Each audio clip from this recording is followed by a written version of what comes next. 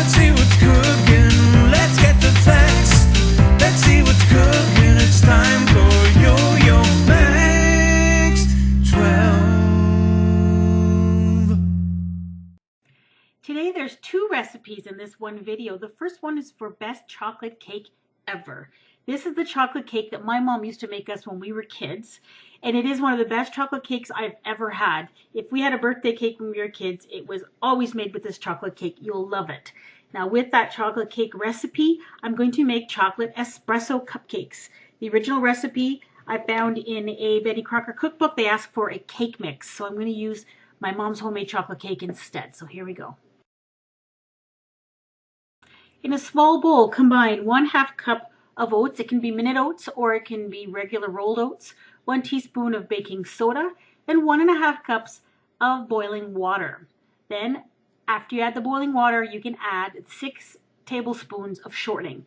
Give that just a little stir and then let it sit for 5-10 minutes. It'll cool down slightly and the shortening will melt completely. Once that's done, pour that into a bigger bowl. Then add 1½ cups of brown sugar, 2 eggs, a teaspoon of baking powder, 1/2 cup of unsweetened cocoa. Stir that around, make sure you scrape down the sides of the bowl, and then add 1 cup of all-purpose flour, and then just blend that thoroughly with a wooden spoon or a whisk or with an electric mixer until it's all well combined. Now at this point, it's pretty much just plain old chocolate cake batter. So what you do, if you want chocolate cake, pour the batter into a greased 9x13" pan or into 2 round cake pans or whatever you want to use.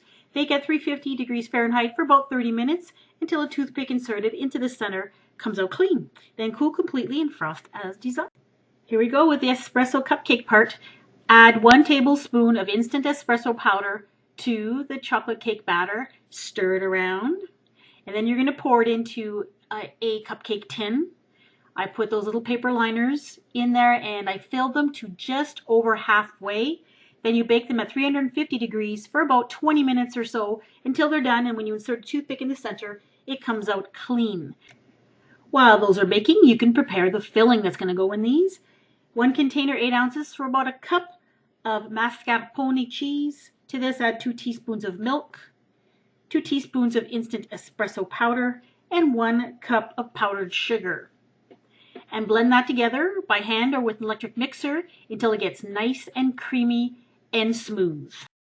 Then you're going to take this filling and put it into a pastry bag or a decorator bag. I put it into a cup just to hold it open a little bit easier. And yep, my camera fell, but I did catch it. The tip I'm using on this decorator bag is a number 12 writing tip, which is a fairly large writing tip. To fill the cupcakes, just insert the decorator tip into the cupcake, give the pastry bag a squeeze, and squeeze in a little bit of filling. You'll feel the cupcake expand slightly in your hand when you're filling it. You don't want to overfill. If you overfill, the cupcakes will crack. That's how you know you've overfilled. Now onto the frosting. Take 4 ounces of semi-sweet chocolate. Melt that in the microwave. Larger bowl, that's 6 tablespoons of butter, 1/2 teaspoon of vanilla, 3 tablespoons of milk, and 1 teaspoon of instant espresso coffee powder. To this, gradually add 3 cups of powdered sugar, also called icing sugar, and just blend that together until you get something that's nice and fluffy.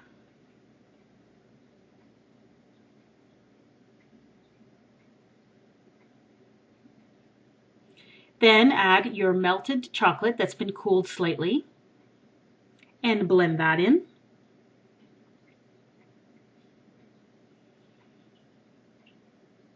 Once that's blended, you can put this frosting into a piping bag, or you can just use a spatula or a knife to put this onto your cupcakes and then frost your cupcakes.